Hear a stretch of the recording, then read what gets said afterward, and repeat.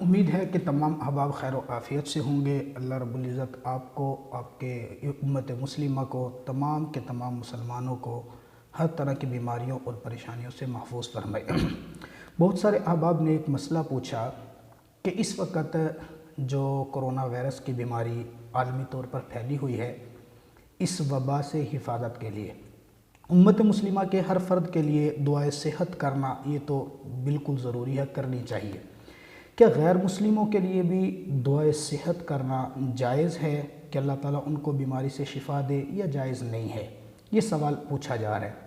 اسی سلسلے میں تھوڑی سی بات، اس کا جواب عرض خدمت ہے۔ دوستو، دعا کرنا غیر مسلموں کے لیے 3 اس کی صورتیں بنتی ہیں۔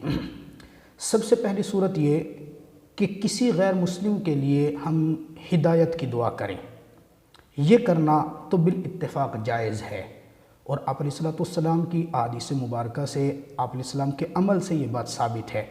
آپ علیہ السلام نے ہاتھ اٹھا کر دعا کی تھی، اے میرے اللہ اسلام کو عزت عطا فرما، عمر بن خطاب کے ذریعے سے یا عمر بن حشام کے ذریعے سے۔ دونوں اس وقت اسلام کے اندر نہیں تھے۔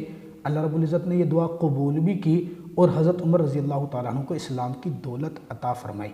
قبیلہ دوس کے لوگوں کے لیے آپ علیہ السلام نے ایمان کی دعا کی تھی، ہدایت کی دعا کی۔ بہرحال اس سے یہ معلوم ہوا کہ کفار کے لیے ہدایت کی دعا کرنا صرف جائز ہی نہیں بلکہ اولا بات ہے۔ نمبر 2، کفار کے لیے دعا کی جائے مغفرت کی۔ آیا مغفرت کی دعا کرنا ان کے لیے جائز ہے؟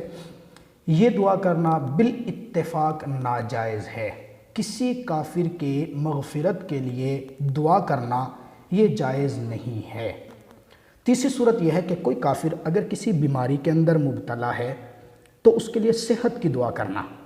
اس صحت کی دعا کرنے کے بارے میں اولاً یہ سمجھ لیجئے، دعا ہمیں یہ کرنی چاہیے کہ ہم دعا کریں ان کی ہدایت کی، اور ضمناً ان کی صحت کی دعا کریں تو یہ بھی بالاتفاق جائز ہے، اور آپ علیہ السلام نے ایسے دعا کی ہے۔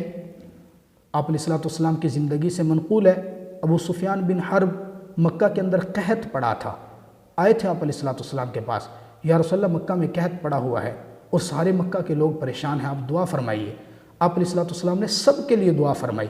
وہ دعا مسلمانوں کے لیے بھی تھی، کافروں کے لیے بھی تھی، اور آپ کی یہ دعا قبول بھی ہوئی، مکہ سے قحط ختم ہو گیا۔ اسی طرح آپ علیہ السلام ایک یہودی کے بچے کی تیمارداری کے لیے گئے تھے، مرض الوفات کے اندر تھا، آپ علیہ السلام ان کی تیمارداری میں گئے تھے، آپ علیہ السلام نے ان کے لیے دعا کے کلمے، اسی طرح ایک یہودی کے بارے میں آتے، آپ علیہ السلام کو انہوں نے پانی پلایا، آپ علیہ السلام نے ان کے لیے دعا فرمائی کہ اللہ تجھے ہمیشہ خوش رکھے، صحت والی زندگی دے، بڑھاپا نہ آئے۔ اس طرح کے الفاظ مختلف روایات کے اندر آتے ہیں۔ بہرحال ان روایات سے یہ ثابت ہوتا ہے کہ غیر مسلم کے لیے دعائے صحت کرنا یہ جائز ہے، صحت کی دعا کرنے کے اندر کوئی حرج نہیں ہے۔ اور اس طرح کے حالات میں جب وبا پھیلی ہوئی ہو یا کافر بیمار بہت زیادہ ہو، عموماً بیماری کے عالم کے اندر دل نرم پڑ جاتا ہے۔ اس وقت کے اندر اس کو دین کی ترغیب دینا اور اس کے لیے دعائے صحت کرنا تاکہ وہ اسلام کی طرف مائل ہو جائے، یہ جائز ہے اور اچھی بات ہے، تاکہ اس کے دل کے اندر اسلام کی محبت ہو اور وہ آپ کی دعا کرنے سے اسلام کی طرف مائل ہو کر حلقہ اسلام میں داخل ہو جائے، تو یہ دعا کرنے میں کوئی حرج نہیں ہے۔ اللہ تعالیٰ ہمیں سمجھنے کی توفیق عطا فرمائے۔